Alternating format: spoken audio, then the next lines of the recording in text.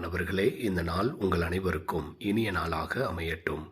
தவ காலத்தின் இன்றைய நற்செய்தியிலே ஆண்டவர் இயேசு எருசலேம் பகுதியில் இருக்கிற பொழுது அங்கு இருக்கக்கூடிய மக்களிடத்திலே தனக்கும் தந்தையாம் இறைவனுக்கும் இடையே இருக்கக்கூடிய அந்த உறவு முறையை எடுத்து கூறி, நான் எதை செய்தாலும் தந்தை எனக்கு கட்டளையிட்டபடியே செய்கிறேன் என கூறுகிறார்.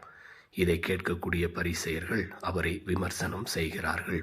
அப்பொழுது இயேசு அவர்களிடத்தில், நீங்கள் கடவுளிடத்தில் நம்பிக்கை கொள்ளவில்லை என்றால் பாவத்திலே நீங்கள் சாவீர்கள் என அவர்களிடம் எடுத்து கூறுகிறார்.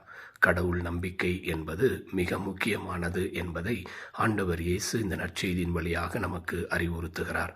நாமும் இந்த தவ காலத்திலே நமது தவ முயற்சிகளோடு இணைந்து தொடர்ந்து கடவுள் மீது இருக்கக்கூடிய அந்த நம்பிக்கையை இன்னும் ஆழப்படுத்துவோம். அவருடைய அன்பையும் உறவையும் நிறைவாக நமது வாழ்விலே பெற்றுக்கொள்வோம். ஆமேன்.